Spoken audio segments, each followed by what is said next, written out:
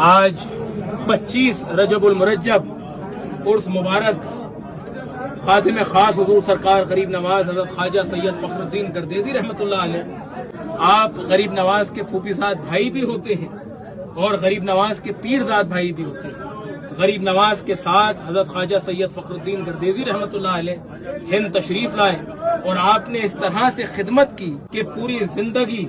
غریب نواز کو اپنا مالک اور خود کو غریب نواز کا خادم کہا، کیونکہ یہ حکم حضرت خواجہ سید عثمان ہرونی رحمۃ اللہ علیہ نے آپ کو دیا تھا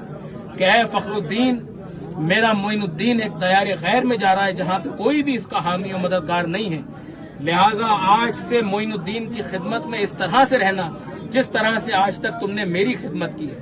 تو جب آپ کو آپ کے پیر و مرشد کا یہ حکم ہو گیا، اس کے بعد سے غریب نواز کو کبھی بھی اپنا بھائی نہیں کہا، ہمیشہ غریب نواز کو اپنا مالک اور خود کو خادم کہا ہے۔ تو یہ خادم الفاظ ہمیں یہاں سے ملا ہے،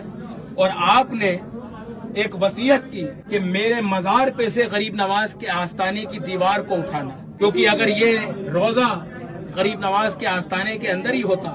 تو جتنے زائرین آتے وہ وہاں بھی زیارت کرتے اور یہاں بھی زیارت کرتے،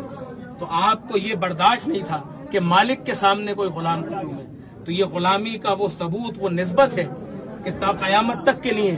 غریب نواز کے آستانے کی جو دیوار ہے اس کے نیچے آپ آرام فرما ہے، آدھا روزہ آپ کا باہر ہے، آدھا روزہ آستانے کے اندر ہے، اور آپ کے سینے مبارک پہ سے غریب نواز کے آستانے کی دیوار اٹھی ہے۔ حضور سرکار غریب نواز کی شہزادی سیدہ بی بی حافظہ جمال،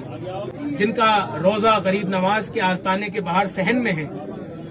ان کا نکاح، غریب نواز کی شہزادی کا نکاح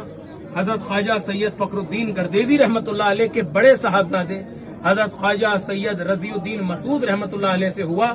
اور آپ ہی سے غریب نواز کی نسل پاک چلی ہے۔ جس طرح سے حضور نبی کریم صلی اللہ علیہ وآلہ وسلم کی نسل پاک بیٹی سے چلی ہے، سیدہ فاطمہ تو زہرا سلام اللہ علیہ سے، ٹھیک اسی طرح سے غریب نواز کی نسل پاک آپ کی بیٹی، آپ کی شہزادی سیدہ بی بی حافظہ جمال سے چلی ہے، اور انہی کی اولاد میں سے ہم ہیں۔ یہ جو نسبت کا، خدمت کا یہ جو اٹوٹ تعلق ہے، جو 900 سال سے آج تک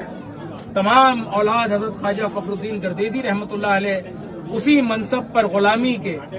ڈٹ کر قائم اور دائم ہے، یہ تا قیامت تک اسی طرح سے رہے گا۔ جب اپنی ہم آنکھ کھولتے ہیں تو غریب نواز کی چوکھٹ کو دیکھتے ہیں، اور جب اس دنیا سے رخصت ہوتے ہیں غریب نواز کے غلام، تو بھی خواجہ صاحب کے قدموں میں ہی ان کا جنازہ رکھا جاتا ہے اور خواجہ صاحب کے قدموں میں ہی سپرد خاک ہوتے ہیں۔ مولا